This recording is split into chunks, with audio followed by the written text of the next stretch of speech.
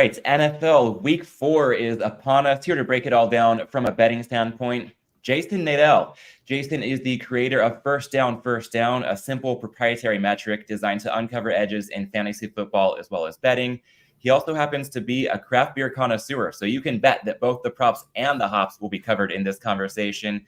And on a more personal note, Jason's a good friend and was a fantastic manager at a previous employer of mine. You can find his work at firstdown.com. Follow him on Twitter at Jason_Nadel. That's Nadel. Jason, this has been a long time coming. Welcome to Props and Hops. Thank you. I'm honored to be on the show. Thanks a lot. It's a blast to have you on. Can't wait to dig in. I will address 2 quick housekeeping items right off the top here. First off is anybody watching or listening can probably tell by my video and audio. I am traveling this week, mostly with the audio. I hope it's coming through clean. I'm trying to get the best hotel Wi-Fi I can. If anything goes awry on the live stream, we will clean that up and post as best we can. But we'll really try to keep this easy to understand. Back to the normal setup next week. And for those of you who are with us live on YouTube and Twitter, feel free to drop in any thoughts or questions. We'll look to make this as engaging as possible throughout the course of the conversation. Now, Jason, this is usually the part of the show where I try to get to some football picks in quick order, and we will get there. But I've got to ask you to kick off this interview. What are you drinking right now?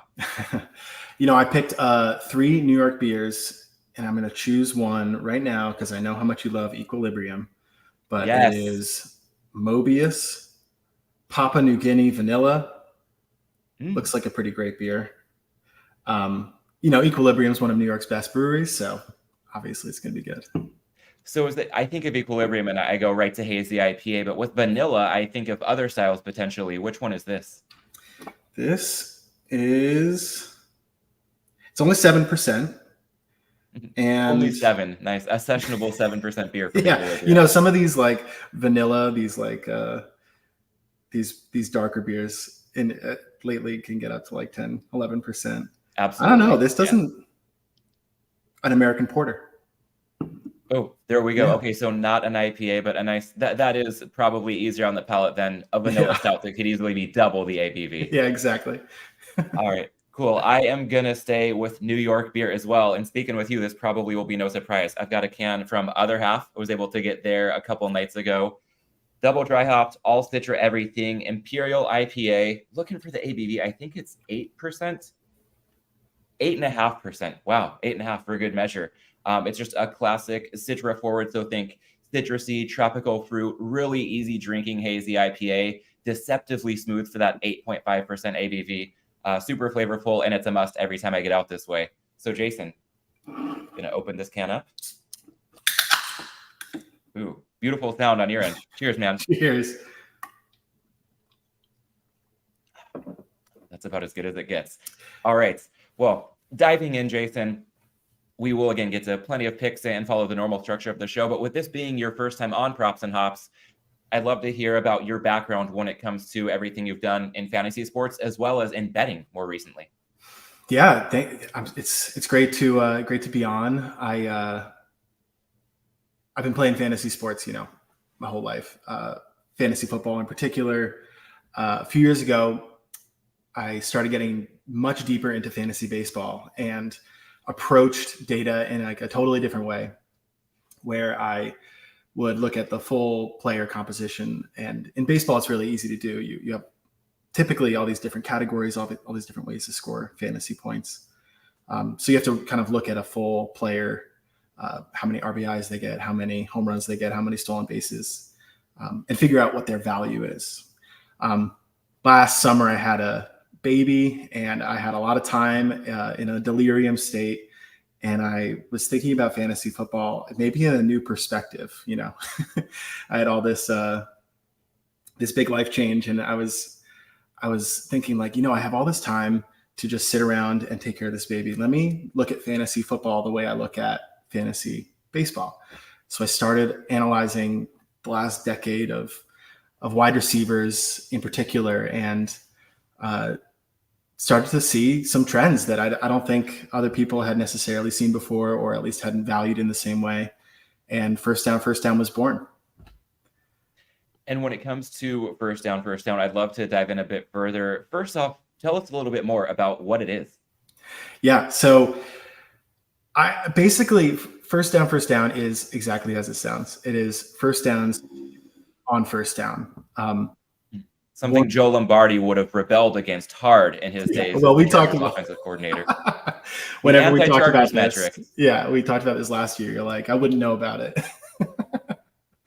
But one of the interesting things, particularly about wide receivers, is looking at really great wide receivers, how they accumulate fantasy points.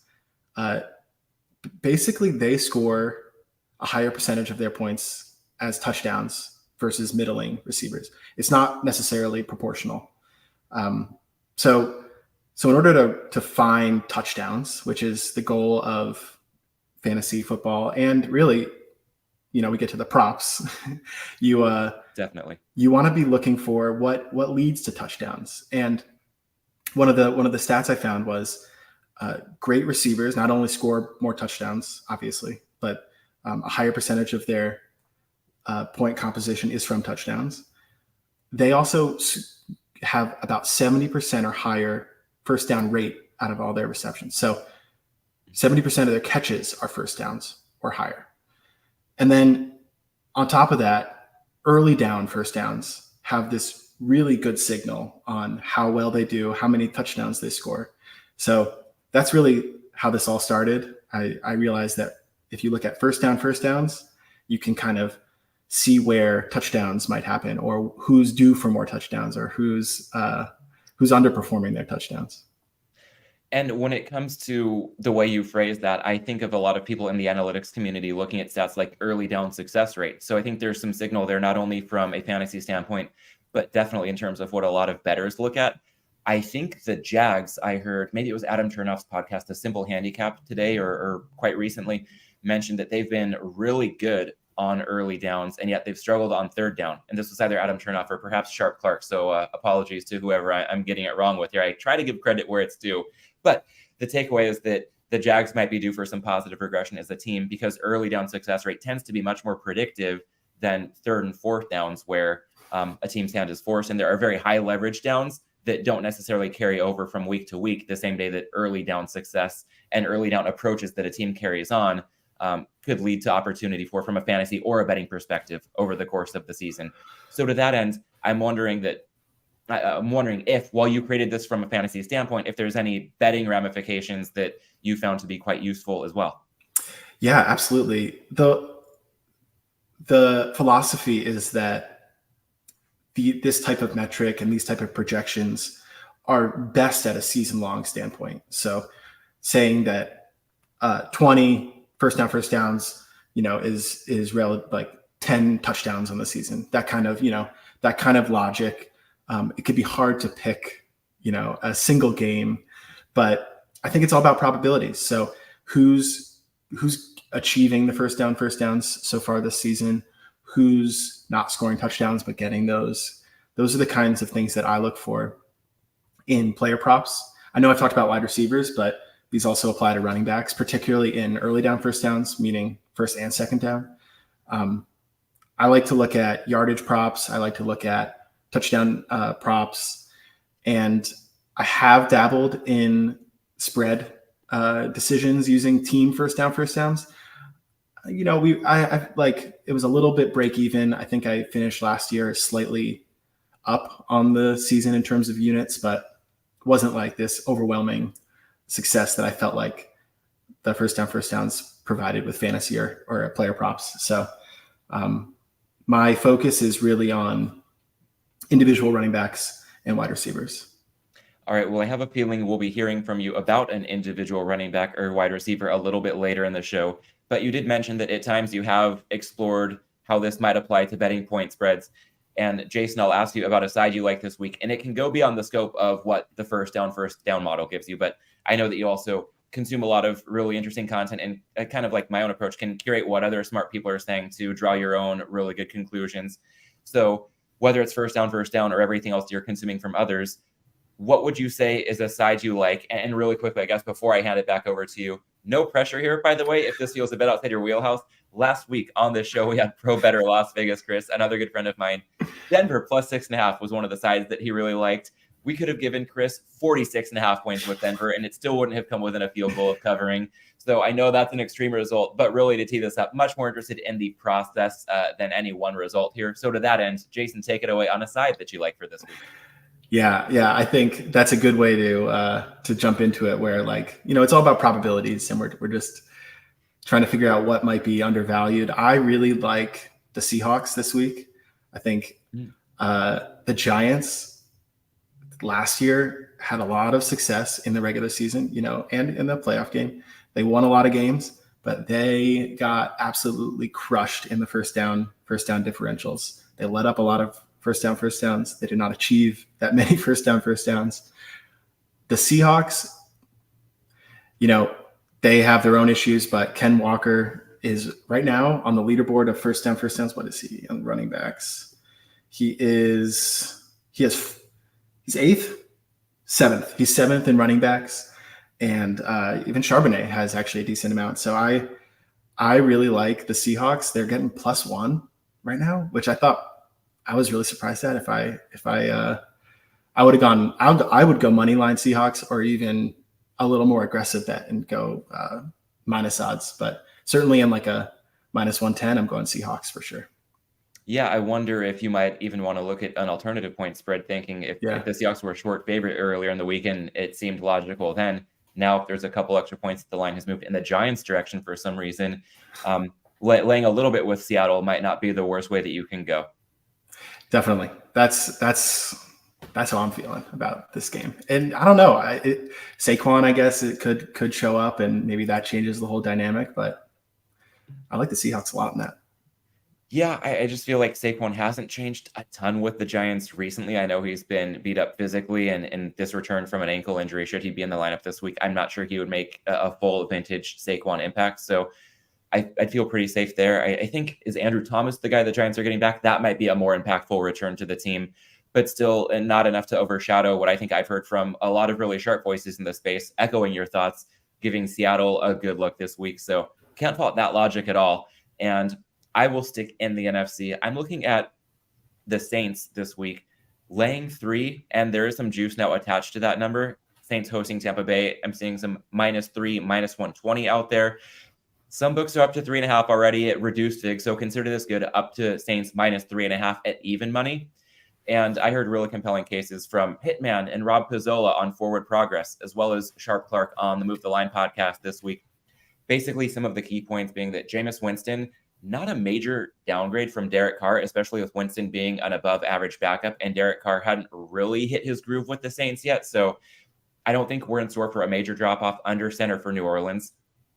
Tampa Bay's secondary could see quite a drop off with some injuries they're dealing with. That's a bit of a mismatch against New York. You got me thinking about the Giants here. New Orleans wide receivers, Chris Olave, Michael Thomas. The Saints offense could really do quite well here, especially with Alvin Kamara returning. That's kind of an under the radar factor here that could be quite impactful right out of the gate. On the other side of the ball, the Saints defense, I think, has quite a few edges over Tampa's offense. Baker Mayfield had a return to reality game on Monday night against Philly. And Tampa Bay, while they didn't look great on Monday against the Eagles and got kind of exposed there, they did benefit from some pretty misleading final scores in weeks 1 and 2 at Minnesota and at home with a late pick 6 against the Bears to lock in that cover. So I think the Bucs got a little bit inflated early on this season. I was part of that. Full disclosure, I was on them last week, but I'm ready to pivot based on what I've seen and adjust based on what we're getting week by week here in the NFL. And just because I bet on Tampa in week 3 doesn't mean I'm unwilling to bet against them in week 4. Again, I think there's value on New Orleans. Let's say -3, -120 still out there. Good, up to -3.5 at even money. Jason, any thoughts on Saints Bucs this weekend? I'm totally with you. That was on my list for sure. Kamara coming back, I think, is, that's a good variable here. It can only be positive. I think the running back by committee might still persist, but whatever. You now have this explosive, potentially receiving back to round out Shaheed. I love Michael Thomas.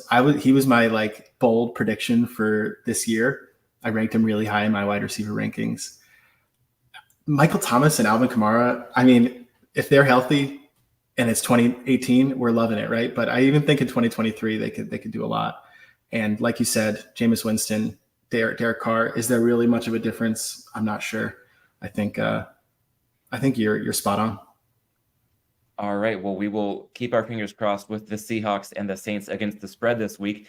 Jason, let's also move on and talk some teasers. And full disclosure on the show, through 3 weeks, just 1-2 on my end with the official teaser plays. I managed to lose not one, but both legs last week, teasing the Jags with the Ravens. And one thing I prefaced in the preseason, when the season was about to get going, especially early on, there are a lot of unknowns here. The market's less efficient than it is later on in the season. So with teasers inherently being bets against variance, I think edges are still there for the taking, but I would encourage managing the bankroll accordingly for now. I personally plan to increase my teaser staking as the season progresses and the market gets more efficient. So it doesn't mean there can't be value, but it doesn't mean that we should be unloading on anything just because it looks like an enticing teaser at this time of year. When I look at the classic teaser model of teams crossing through both 3 and 7, good up to -120, we've got a quartet of options this week for people who are with us live before Thursday Night Football kicks off at Lambeau Field. The Packers are an option, up to +8 hosting the Lions. Then on Sunday, we've got the Eagles down to -2 hosting Washington, Tennessee up to +8.5 hosting Cincinnati. And with some recent Jets money, Kansas City can be teased down to -2.5 at the Jets. I'm wondering if Chiefs corner Jalen Watson not practicing today after full practice yesterday, maybe a surprise injury, shaking up some confidence in the Chiefs defense could have something to do with that. I don't know. Again, I've been traveling on a business trip trying to keep up with things, and this very recently happened, but I was not disappointed to see the Chiefs re-enter teaser territory. Jason, among those options or perhaps anything else that stands out to you, where are you looking as far as teaser opportunities are concerned on this week's board? I like the Chiefs, like you said. I was in New York City on Sunday, and the Jets game was on, and it was just the saddest thing. It is just they have no juice, nothing going on offense. I don't see how the Chiefs don't get that. I like the Raiders. I know that wasn't one of the teams you mentioned. I'm sorry. They're going up against your Chargers, but I think that there's some really interesting dynamics there. I guess that's assuming that Jimmy G is healthy. He looks Devontae's way every time. I think Josh Jacobs is underperforming in like a totally unsustainable way. I think he'll find it and have a great game. So I would go Chiefs -2.5 and maybe Raiders with, I guess, a lot more. What would that be? Looks like the line is 5 right 5.5. The Yeah. Raiders money has trickled in. Things are looking good for Jimmy G to go this week as of the latest news I've seen. So yeah, 6 points will get you to 11 there. So that would be my teaser pick. Yeah. All right, the Chargers, the team that first down loves to hate. I can't really fault the logic, so can't say I'm totally surprised to see that. I will say that as far as my selection goes, it's often a process of elimination on my end. And I'll just cross the Packers off right now, not because I don't think there's any merit to teasing them, but because that game will have gone final before the show's released in podcast form. So that wouldn't be fair for the larger audience to include that. I would say that Tennessee has the makings of a good teaser leg with Burrow being compromised, but I consider it just a touch weaker than the Eagles and the Chiefs. So I'll stay with you on the Chiefs and also throw in the Eagles -2 hosting Washington. Basically a case of two vastly superior teams needing to do little more than win outright. And maybe some bias on my end after having some exposure on both Sam Howell and Zach Wilson in last week's betting portfolio. I might be a bit too eager to bet against them this time around. One thing I'll note from a math standpoint, not the most sexy part of betting, but I think the most valuable at times, a moneyline parlay right now on Kansas City and Philadelphia going to cost you in the range of -185. You can tease these teams at a lot of books at -120. So it is possible that there's a 1 or 2 point win that means the moneyline parlay hits and the teaser doesn't. But I think that is well worth the trade-off to save 65 cents here and just go with the teaser. So let's go on my end with Philadelphia -2 hosting Washington, Kansas City -2.5 at the Jets. And unofficially, I'd say for those who can shop around, 3-team 6-point teasers at +170 or better are out there at quite a few shops. And in that case, I could not fault the idea of going Philly, Kansas City, as well as Tennessee up to +8.5 hosting Cincinnati. Jason, we've talked sides, we've talked teasers. Now let's get into your wheelhouse and talk some props. Another chance to really highlight the power of first down. So what would you say would be your official prop for week 4 in the NFL? Official prop. Last week I hit pretty well on Adam Thielen and Tutu Atwell in yardage props. I'm liking it again. Right now they have a over 51.5 yards, both of them. Both of them have an over and under of 4.5 receptions. I think that I would say, with the unknown of the Panthers quarterback, I'm going Tutu Atwell once again. I would say over 51.5 would be the conservative play. And anytime touchdown right now was plus 195. I think that's like fifth or something in the matchup, but I think he's probably one of the more likely guys to score. So I like that one.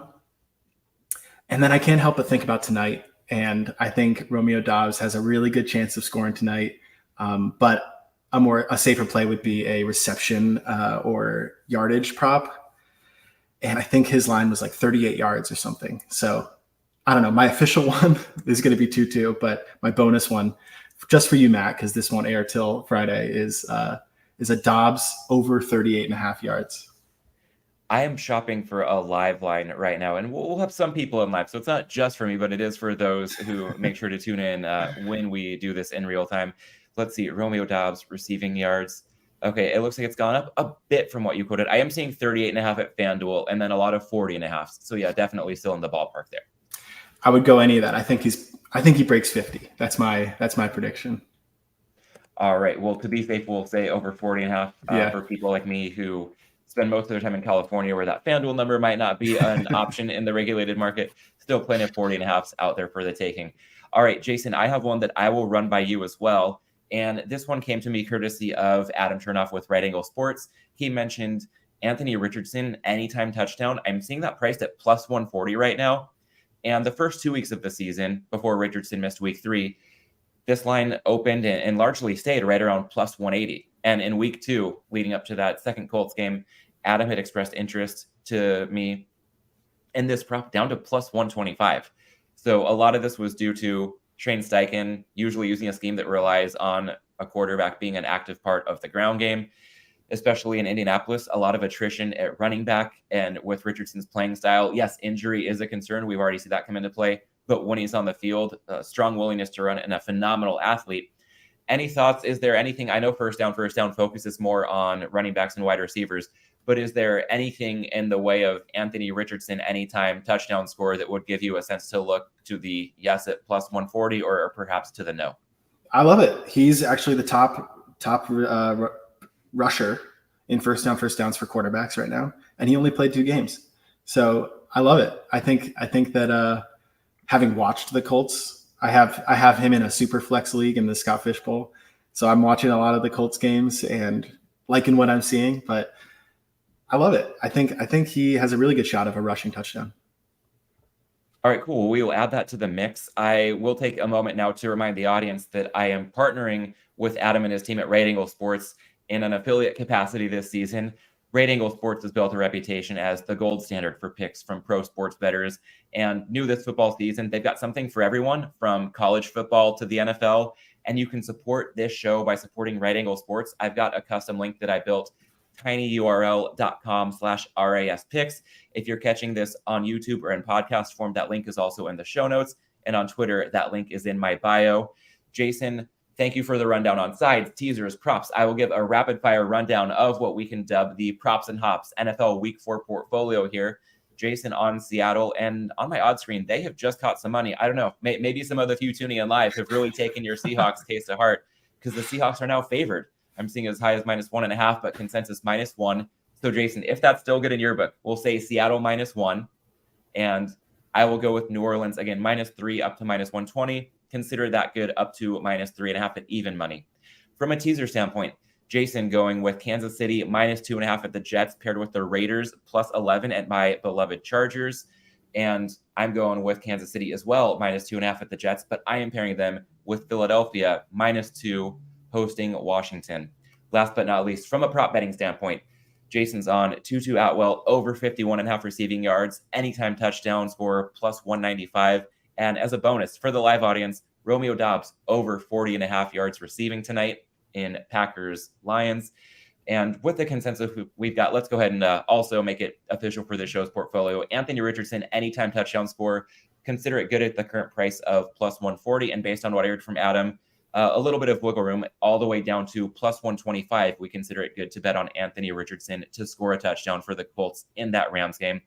A lot of prop action in Colts Rams. So I guess on my multi-view on YouTube Sunday NFL Ticket this weekend, I'll have to pull that up, or I guess being in LA, I'll be back home. It'll be on a local channel, but I was not planning to watch Colts Rams.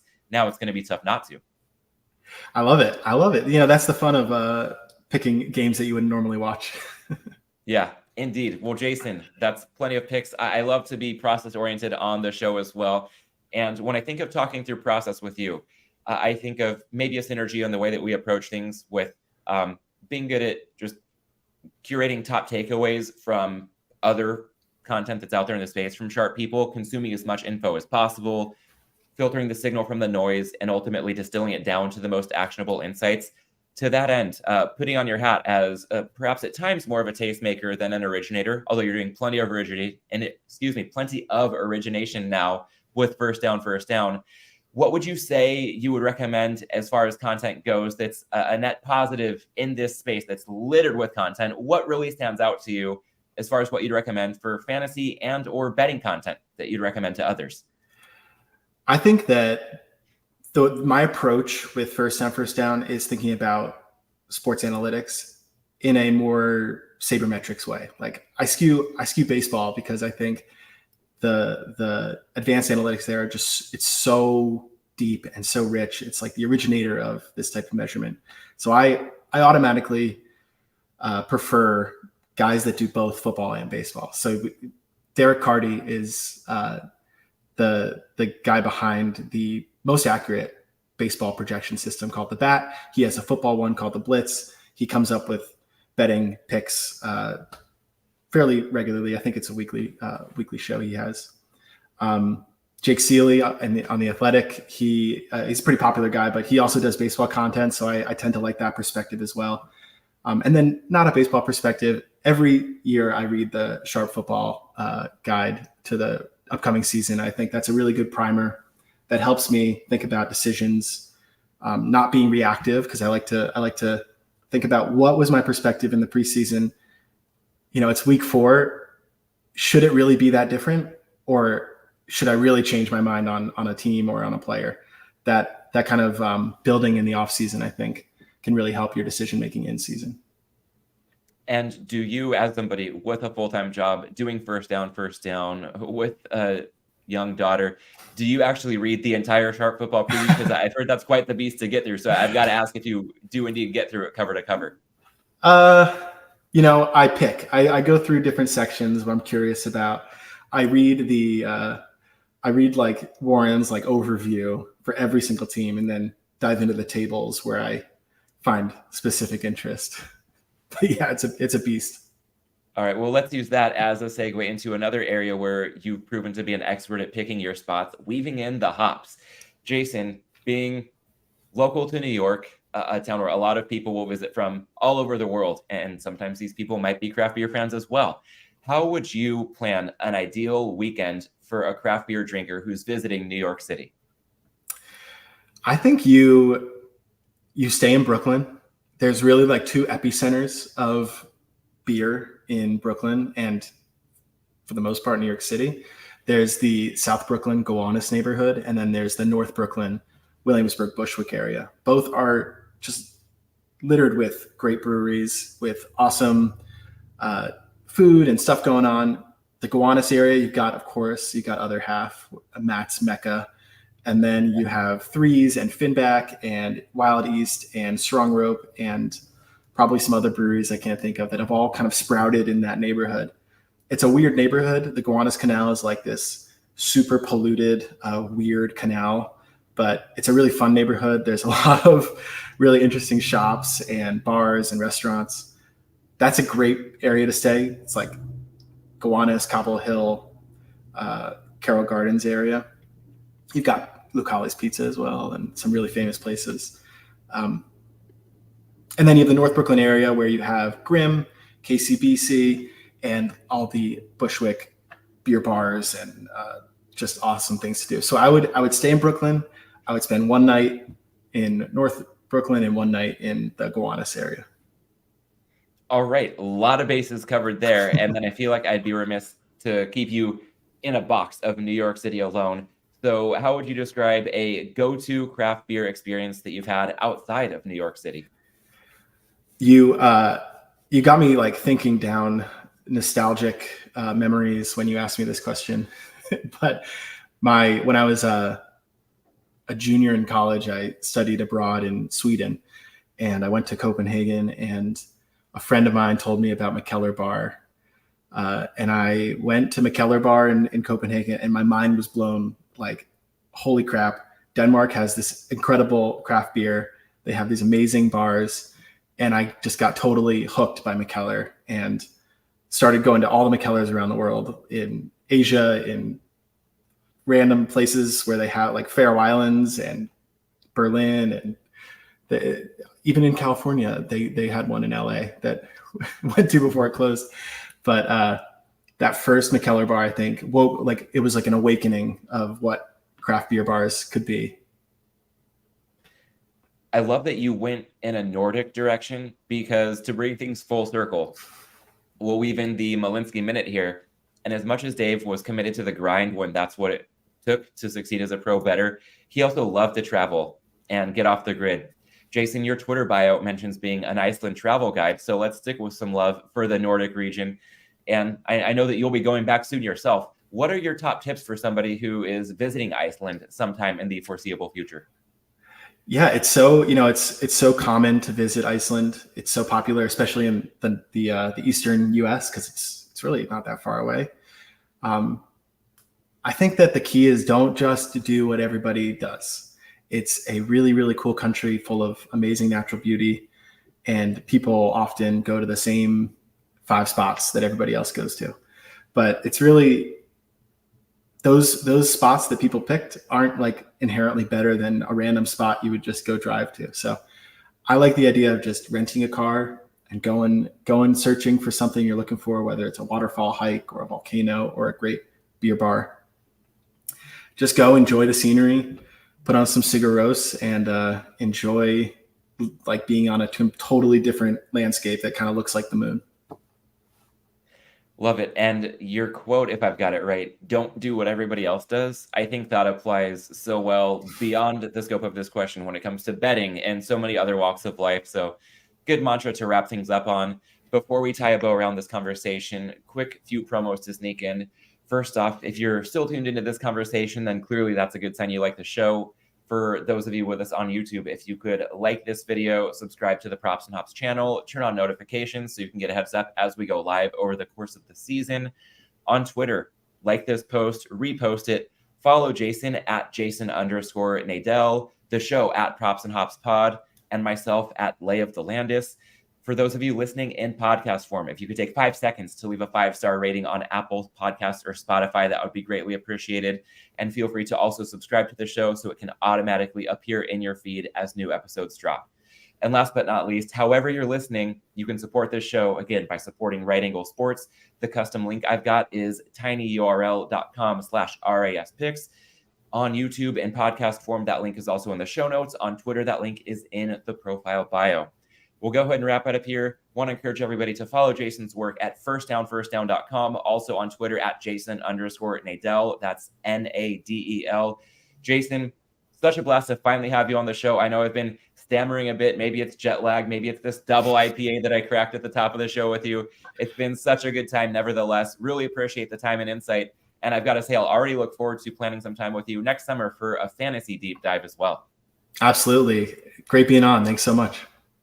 You got it. And one quick programming note for the audience as we wrap things up here. Next week's showtime, TBD, aiming for Thursday Night Football post-game. I will announce the day, time, and guest on Wednesday on Twitter via the Props and Hops Pod handle. In the meantime, thank you one last time to everybody for watching, listening to this conversation. Enjoy week 4 in the NFL, and best of luck with your bets this weekend.